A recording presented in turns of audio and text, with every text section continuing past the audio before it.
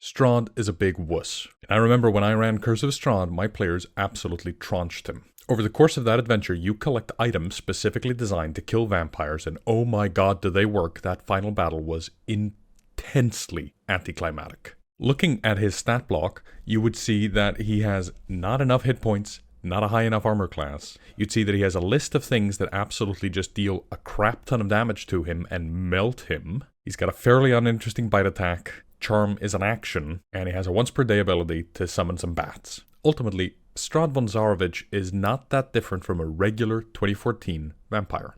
A 2014 vampire has the entire same stat block. It's got the same lack of hit points, the same AC, also melts in sunlight. It's got a regeneration ability that isn't all that strong, and both of them have their legendary actions and Children of the Night, neither of which really makes him a reasonable threat for a party of 11th level, let alone a party of 11th level who has spent the last 11 levels collecting weapons to kill vampires. The Sunsword alone doesn't even need to hit him. It just needs to be in the same room as the vampire, because he takes 20 radiant damage every time he starts his turn next to it. So when Wizards of the Coast announced that they were going to make new vampires for 2024, I got really excited, and they announced that they were making several stat blocks. A Nightbringer, a Familiar as Spawn, an Umbral Lord. All of them would also get new bonus actions, and I thought that is fantastic. What are they going to do with Vampire Weakness? And the new edition doesn't fix my main gripes with the stat block. The hit points are a little higher. It now gets a higher initiative, which is good because the vampire is basically an ambush predator. It still has Vampire Weakness, which makes it take 20 acid damage in running water or 20 radiant damage next to sunlight. And that ability is more powerful in New Edition because sunlight is easier to get. It used to be that daylight wasn't sunlight, which would confuse everybody. So they changed it so that daylight now counts as sunlight. But that means for vampires, you can just melt them with a 3rd level spell. And a vampire doesn't get Dispel Magic or Darkness or anything to combat the daylight. Not even Strahd. And what's worse, the regeneration ability on the older vampires is nowhere to be seen on the new vampire stat block. And that's without me talking about Misty Escape. Misty Escape is an ability where the vampire shapeshifts into mist if it's reduced to 0 hit points. And then, while it has 0 hit points, it is this mist. The mist flies back to the vampire's lair, where it becomes a whole new body. So the vampire gets hit, turns into mist, flies away, and now you have to go stake him in its lair. Except that's not how that works, because the mist has a 20-foot fly speed. So what actually happens is you hit the vampire, it turns into mist, and then the mist slowly wobbles away, and then you hit the mist, and it's dead. The mist has resistance to other damage types, but not immunity, and it still takes damage from sunlight. So even if you've just cast daylight, the vampire turns into mist and then disintegrates. Which means that as a point of fact, the vampire is just a list of things that kill vampires. It doesn't really have any way to overcome all those weaknesses to become the CR13 monster it purports to be. Now, vampire weaknesses are iconic, and we have to make sure that stays a part of the fantasy, because if you strip that away, it just becomes another monster. But I absolutely think there's a way to make it have those weaknesses and not lose what makes it a scary monster. Welcome to Mystic Arts. My name is Daði. I'm a professional writer and director, and I've been DMing for over 10 years. And in this video, we're going to look at some vampires. There are a few changes that the new stat block makes that I think are broadly really good. First off, it gets an extra legendary resistance and extra legendary action while in its lair. It can charm as a bonus action, and it can use Beguile as a legendary action. It also gets Deathless Strike, which lets it move more and attack more. I think all of those things make this a better monster, and it brings it closer to parity with other monsters in this challenge rating, but I don't think it's enough. Another one of my issues is the fact that vampires used to have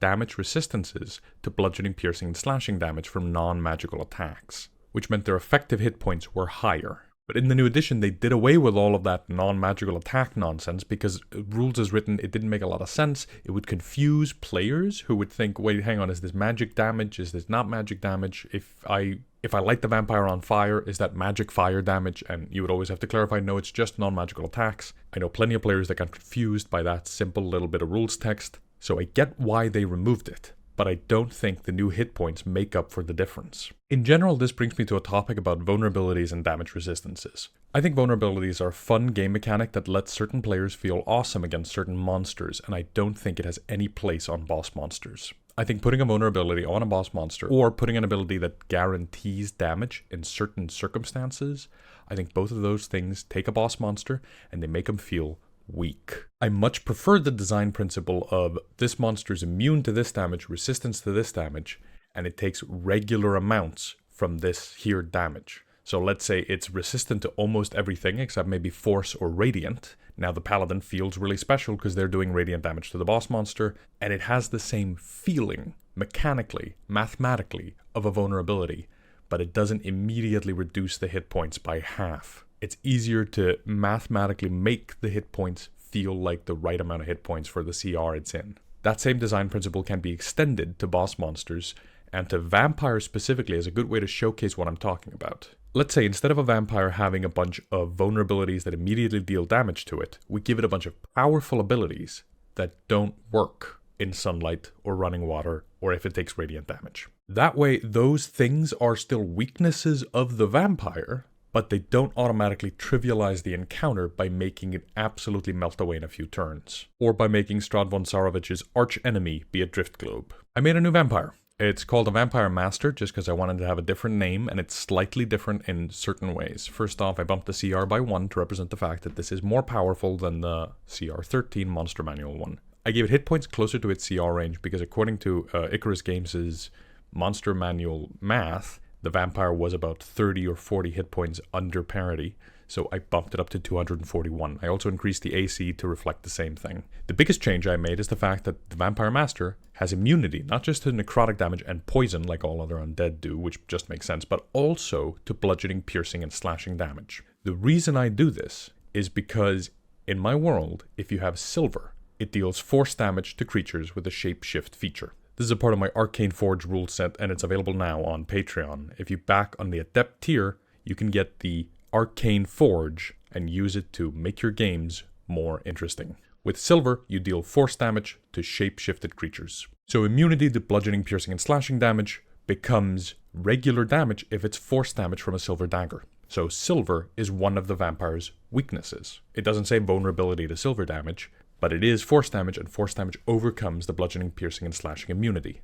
There's no way to overcome the immunity to necrotic and poison. Let's go down the list of what I did. I changed Misty Escape so that now instead of becoming a mist that has a 20-foot fly speed, you become Vampiric Mist. The Vampiric Mist has immunity to all damage, so you can't just thwack it again. It only has 1 hit point, and it can't take any actions. That includes the dodge, dash, any action.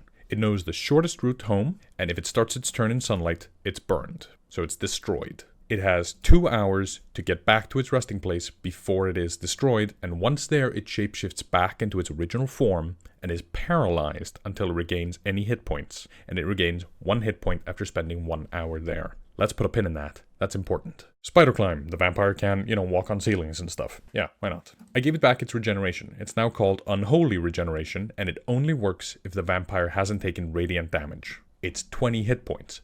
So if you're fighting a vampire, it is vulnerable to radiant damage in a non-mechanical sense. Dealing radiant damage to the vampire turns off its unholy regeneration.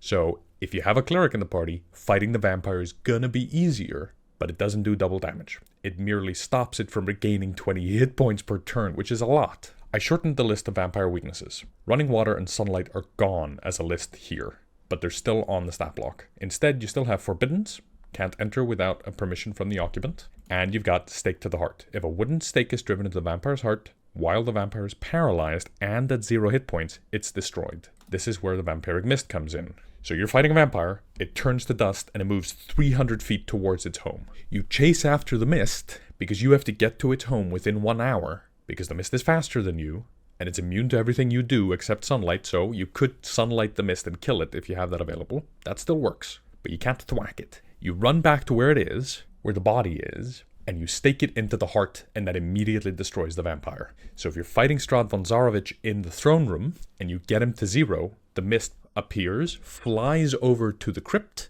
and now you have 1 hour before Strahd becomes whole again, and has a hit point and can start regenerating. Regenerates 20 hit points per turn, so he's not long until he's at full hit points again. Now you're in a race against time to go kill Strahd. And the iconic thing of staking a vampire in its coffin is still one of the best ways to kill the vampire. especially if you're a normal, non-magical vampire hunter who has silver weapons and a wooden stake. You can still kill a vampire if you're good enough. I kept the multi-attack the same. I slightly increased the necrotic damage on the Grave Strike to bring it back up to parity in damage levels. I renamed the bite because I changed it slightly and I wanted to differentiate it from the other bites on the other vampires I made. Spoilers, I made other vampires. If a target is grappled, restrained, or incapacitated, or willing, you do a bunch of damage. The vampire heals for the damage it dealt, the necrotic damage it dealt. And if a humanoid is reduced to 0 hit points with this, it's killed. This is a buff from the regular rules as written vampire. If you get reduced to 0 hit points by a vampire's bite, it kills you. Doesn't put you to death saves, it just kills you. It's a large CR monster and the players probably have Revivify at this point. It's fine, don't worry about it. I genuinely think this is better for a boss monster. I kept the text that if a humanoid is then buried, it rises the next sunset as a vampire spawn under the vampire's control. I think that's really good. And then I had a problem. See, the vampire's stat block is designed in such a way that if you fight it 1v1, you almost certainly lose. But if you fight it group versus vampire, you know how most D&D parties fight, you probably win. Because the vampire is really good at killing one person, but it doesn't really have anything to do with a whole party. And if you want a vampire to be a campaign-ending villain, it needs something like that. Wanting to avoid to just give it Fireball, which is what they did on Strahd, I did something else. It has an ability called Lost Reflections. You know how vampires don't have a reflection in the mirror? What if they collect those reflections? What if they can summon them? The vampire summons 2d4 vampiric reflections that appear in an unoccupied space. The reflections act on the vampire's initiative, and the reflections have the same AC as the vampire. It's got Forbiddens and Spider Climb, and unless in sunlight, you can't tell which reflection is the reflection, which one is the original vampire. And can't bite, it can't charm you, but it can do the Grave Strike and do a crap load of damage. And it's got multi-attack, so it can do this multiple times. It's only got 10 hit points, so if you thwack them, they die, but they do a crap load of damage to you. They also have the bonus action Deathless Agility, which is something all vampires get. The Vampire Master doesn't get it, but instead gets Deathless Strike, which is better and more frequently usable. Vampire Master then gets Charm. I kept this basically the same. It gets Shapeshift. I removed its ability to turn into the mist and made it just be the death mechanic. Instead, it can turn into a bat whenever it wants. Beguile is still here. It's still got the 3 legendary uses, 4 in its lair, and I added one more legendary action that lets it Grave Strike and then swap places with a reflection, so you don't know which of the vampire's reflection is it after it uses Shape Reflections. I had a lot of fun designing this because now I feel like I can use this against a big party. And the weaknesses aren't gone. Shapeshift still only works when it's not in sunlight or running water. Meaning if you fight the vampire in sunlight, it can't shapeshift, which means it can't Misty Escape. So it may not immediately take damage from sunlight or running water, but you would still want to fight it in sunlight, and you would still want the cleric to cast sunlight because that avoids it escaping. It may not take extra damage from silver, but it deals regular amounts of damage with a regular bludgeoning, piercing, or slashing weapon, so you still want silver weapons. And a stake to the heart is still a guaranteed way to kill it if you get it in its coffin while it's regenerating.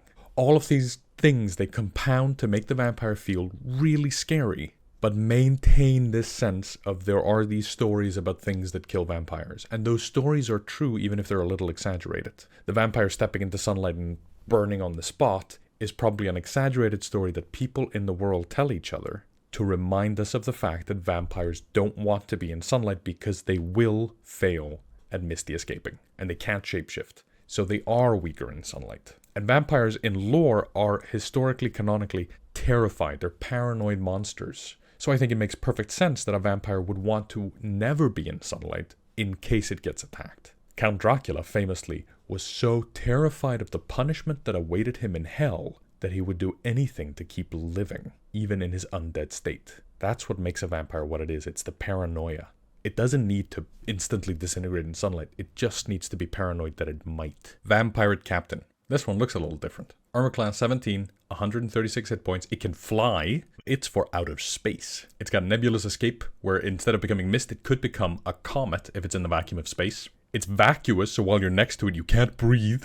You can kill it by destroying its vessel, which is probably where it keeps its coffin, I would assume. It can't board a vessel without permission from the captain, and while in the starlight of its own system, it has disadvantage on attack rolls and perception checks. It's got a harpoon that uses to pull you into melee before biting you. It can also charm you, but the harpoon is much cooler. It's got hemograviturgy, so it can suck out your blood from a distance, because it's a space vampire. It also has Crew of the Dead, which as a bonus action it can use to command its crew to make attacks on your party. When it becomes a comet, by the way, the comet gets faster the longer it's been moving for, so it speeds up towards its home and crashes into its own ship, where it starts reforming its own body. Also, it crashes through ships on its way home because it goes by the most direct route possible. If you like the idea of vampirates, you might be interested in the sponsor of today's video, Lodestar, which is a sort of Treasure Planet Spelljammer-esque setting, and it's got a 250-page sourcebook that's beautifully illustrated by some of the original Space Jammer contributors. It's got 10 new subclasses, 6 new spacefaring species, and an original and comprehensive system for space combat and management in the outer seas of space. If you like the sound of playing in outer space D&D and you were a little disappointed with some other options that might be available, go check out Lodestar on BackerKit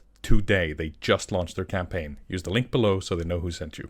Knowing me, I couldn't be satisfied with one stat block, and technically I made 2 if you count the Vampire Reflection, but I did take a stab at a whole bunch of other things. I made my own version of the Vampire Spawn, which has a different way to interact with the features. It's got a thing called Dark Immunities, and it says while not in sunlight, the vampire has immunity to bludgeoning, piercing, and slashing, but normally it's a resistance. This means the Vampire Spawn is weaker and hasn't ascended to full vampire, but it's also fairly scary in its own right. It maintains the claw, and it's got a feral bite, which is called that because it can't turn someone else into a vampire or kill them instantly. It's got the Deathless Agility ability, that rhymes, Spider Climb. Other than that, I kept it basically the same. I didn't end up redesigning the Familiar because I think the Familiar is really good.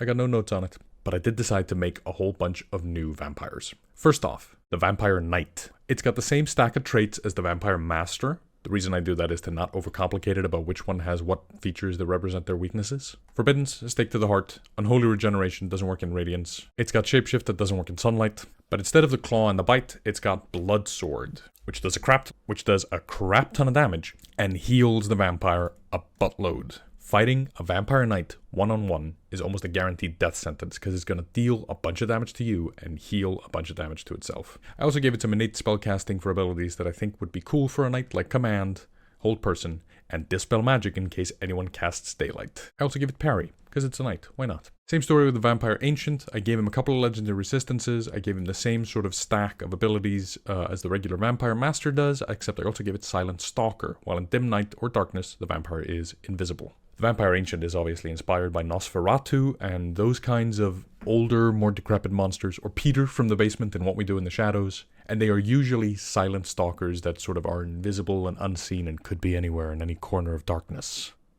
You know what I mean? It's got the claw that grapples and a bite that works on grappled creatures, but instead of just doing damage, it also decreases your maximum hit points like a mummy would with Mummy Rot. So I just sort of gave it that ability because the idea in those stories is usually that you become cursed by the older vampire. I also gave it some spells because I thought, why not? Spells are fun. Shapeshift, Deathless Agility. And then I thought, I don't think Strahd is any of these guys. If I wanted to run Strahd again and I wanted to give the players an arsenal of weapons for killing vampires with, and they got to 13th level, I need a really, really scary boss to make that be fun. To make it be tense. Hell, what if I wanted to fight a vampire at 16th, 17th level? That sounds like Strahd to me. Strahd at this point is no longer just a vampire. He's sort of the archetypical, iconic king of vampires. So I think it makes sense that we relegate him and upgrade him to divine status. They do call him the Devil Strahd. So I made the Vampire Lord. It's got the same stack as the Vampire Master to a degree, but it also has one more legendary resistance, and it's got Dark Regeneration. The vampire regains 50 hit points at the start of its turn if it has at least 1 hit point. If it is in sunlight or running water, this doesn't work. No special clause for radiant damage here, just sunlight or running water. That's the only way to fight this thing. You need sunlight. You need it. Grave Strike, more damage. Forceful Bite, doesn't need to be grappled, restrained, charmed, or anything. It just, if you're next to it, it bites you. Does a boatload of damage, can instantly kill you, makes vampire spawn. I gave him a whole bunch of spells because I like the idea of vampires casting spells. Growing up, I was a big fan of the Van Helsing movie, the really cheesy one with Hugh Jackman. Vladislaus Dracula in that is so camp and over the top, and he does a bunch of spells. He does a bunch of things that we D&D nerds would call spells. So I figure let's imagine Vladislaus Dracula as the Vampire Lord. He can fly, he can blight, he can control the weather, he can summon insect plagues, he can detect thoughts. I smell your fear, Van Helsing. You remember that? Such a dumb movie I love. I also figure he needs a way to deal with the whole party, and I didn't want to repeat the reflection, so I gave him Orb of Insanity. Recharge 6, huge DC, a crap load of damage, and the target is frightened of the vampire. He literally makes you do crazy stuff. Just crazy stuff. He gives you, you take a bunch of damage, you become frightened. It's awesome. It's got the shapeshift ability. It's also got Shadow Step, so it can just Misty Step when it wants to, when it's not doing one of the other things. It can cast Shield. Hope you remember there's that bit where Dracula just deflects gunfire. Yeah, that's in here. He's got Beguile, so instead of Command, it's Dominate Monster. So he can do it to literally anything. He can drain magic once per round. He can just dispel magic. So you cast Daylight, he dispels it. You're going to have to time him. You're going to have to make sure that you time your spells. Deathless Strike, same as the Vampire Master. But then he's got Mythic Actions, and maybe you saw it earlier. He's got Mythic Beast. If the Vampire Lord would be reduced to 0 hit points, its current hit points instead reset to 405. It recharges Orb of Insanity and regains any expended uses of Legendary Resistance, and can now use the Mythic Actions, which let it cast any spell from its spellcasting trait, or Unleash the Children! Can you tell I love that Van Helsing movie? Do you remember how they all died and turned into booger? If you haven't seen the 2004, I think, Van Helsing movie, go check it out. With a group of friends, and be ready for it to be dumb. Don't go in expecting cinema. Go in expecting a popcorn flick. He summons a crapload of vampire children that roll initiative, and the children are... They're technically, it says here CR1, but they have hardly any hit points and do a shitload of damage. And they also have the Vampire Spawn Dark Immunities ability. These are fun adds you can put into your encounter. They just sort of, as soon as the vampire dies, comes back, molts and changes. Remember that big beast form he has in that movie? And then all the vampire children go flying out. And you've got a bunch of winged little demon kids. I gave him fly speed, why not? And they all fly around and bat at you and do a crap load of damage, and you're now just having to deal with that. I think the Vampire Lord is really, really terrifying. And even if I had a Sunsword and abilities that kill vampires, I would be terrified of facing this thing. And that's what I think Strahd should be. It should instill that fear into your players that, oh my god, we're about to be absolutely annihilated by this monstrosity. It's a god. It's the king of vampires, and here we are with a shiny sword hoping it's gonna work. That's what it should be. And since I was doing this thing with the bludgeoning, piercing, and slashing, I really quickly also made some different Lycanthropes. They just have bludgeoning, piercing, and slashing on here. I did this for all of them. They're slightly different than their Monster Manual counterparts, largely in that I gave him something called Lycanthropic Distress, which when the original form is reduced to 0 hit points, they can also become the Lycanthrope and fight you. This way, it's sort of a, emergency trigger. And then I reworded the bite so it happens at the next full moon, not just when you drop to 0 hit points, but if you do drop to 0 hit points, the Lycanthropic Distress would kick in if you are cursed with lycanthropy. I also saw that the werewolf gets pack tactics, and I was bewildered that the other were creatures don't all get the relevant animals iconic ability. So the tiger I gave running leap. It already had prowl, which I thought was really cool. The were-rat I gave agile and pack tactics. And the were-bear I make knock characters prone, because that's something the bears can do. I also gave him a shapeshift ability, and I reworded it so it can either shapeshift into its true humanoid form or just become the animal. It's not clear in the text here when it, becomes back into its normal creature. I would assume the hit point pool is the same, but you could also run it as it being wild shape. I'll leave that up to DMs. I just sort of chucked this in as a little extra because I couldn't help myself. I just love making stat blocks. If you're looking at this layout and wondering what the hell I'm doing here and how does this work, well, this isn't that complicated. This is just Obsidian. I've made a video on how I got this layout to work in Obsidian. I've also got a video on Obsidian. This here that I'm looking at is the SRD rules in Obsidian, and they look kind of nice, and they've been formatted by one of our members, Nax the Raven. I'll put a link in the description for how to get the vault, the video that teaches you how to do it, and you can use this to look at these monster stat blocks, make your own monster stat blocks, or just look at monster stat blocks that are in the 5e SRD because they are free to use, and that's how that works. You can check out rules for the species, for spells. Hell, if you're just looking at the Vampire Lord, and you see he's got a bunch of spells, they're all highlighted. You can just click on them. You don't even have to. You can just hover, and then scroll, and then read it right here. It's like D&D Beyond, but better because it's on your hard drive, and when AWS goes down, it doesn't take down your SRD. And that's not me saying some random nonsense. This is D&D Beyond right now. The AWS servers just went down, and when you go up here, it's in a pre-2020 layout. It's got the Artificer UA in here and the Blood Hunter. It doesn't show the 2024 rules or any rules you might have bought. You have to go into View All to find them. And for a good chunk of yesterday, you couldn't even do that. The whole site was down. And this is a good reminder that when you have stuff on services like D&D Beyond, you have it, as long as they're up, because you don't own it. They own it. Now, for a lot of people, this is a good service, and a lot of people like it. And I've used it a bunch in the past, but I don't anymore. I much prefer having the rules available to me either in hardcover, in a book I can flip through, or if I want them digitally, the 5e SRD that is being maintained by community members of our community and the D&D community is where it's at, because here you can homebrew faster, you can look up things without AWS going down and that taking down your entire back catalog of books. Remember to back up your D&D content, back up any content you own, so that nobody can steal it from you. And that's where we'll pick it up next time. Thanks so much for watching this video. This channel is run by me and my girlfriend, and if you want to support us directly, go check out our Patreon, where you can access these rules that I just made, the stat blocks. You can access our monthly PDFs, 3 additional bonus videos a month like Game Tales and Daði's Diaries. And if you're feeling especially generous, you might like the video, comment, share, or subscribe and hit the bell to be notified when we release new videos. Until next time, keep studying the mystic arts.